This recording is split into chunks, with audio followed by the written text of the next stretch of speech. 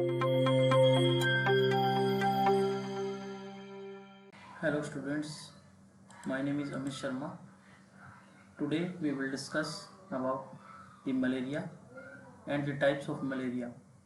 So, malaria is a vector-borne disease. It is caused by female Anopheles mosquito. जो malaria है वो female Anopheles mosquito से होता है एंड इसमें दो होस्ट होते हैं. That is primary host. जो प्राइमरी होस्ट होता है वो हमारा मॉस्किटो है and secondary host is humans.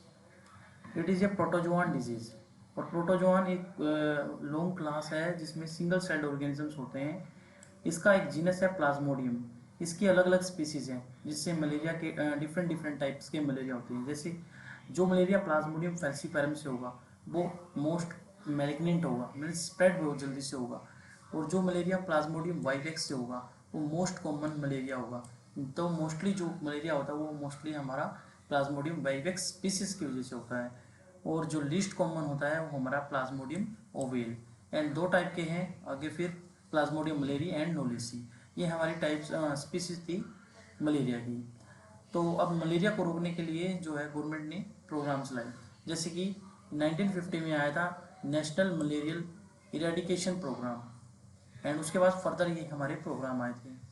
उसके बाद हम पढ़ेंगे मलेरियल साइकिल में कैसे जो है हमारा जो है फेज जो है होस्ट में, जो हमारा ह्यूमन होस्ट में जो है कैसे मलेरियल की जो पैरासाइट की साइकिल होती है. तो ये हमारा मॉस्किटो है. इसके सलीवा में हमारा स्पोरोजोइड्स प्रेजेंट होते हैं.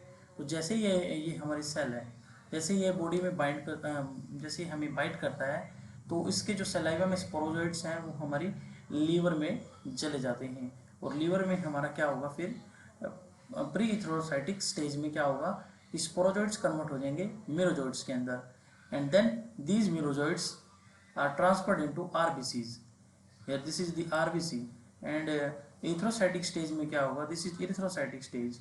एथ्रोसाइटिक स्टेज में क्या होगा, जो स्पोरोजोइड्स हैं वो डिवाइड होंगे और क्या बनेगा, ट्रोफोजोइड्स.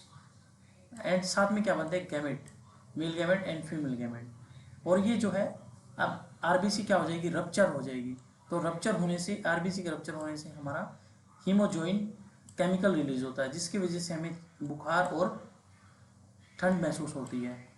और यहाँ पर आपने देखा होगा कि ये मेरोजोइड्स, कुछ मेरोजोइड्स जो है वो प्रिजर्व हो जाते हैं, वो चले जाते हैं एक्सोएरिथ्रोसाइटिक स्टेज के अंदर. ये एक्सोएरिथ्रोसाइटिक स्टेज में जाकर ये हाइपोजोइड्स बन जाते हैं. हाइपोजोइड्स जो हैं ये हमारे प्लाज्मोडियम वाइवेक्स और ओवेल के अंदर ही बनते हैं. So thank you students, this is all about the malarial cycle and the malarial program and types of malaria. Thank you.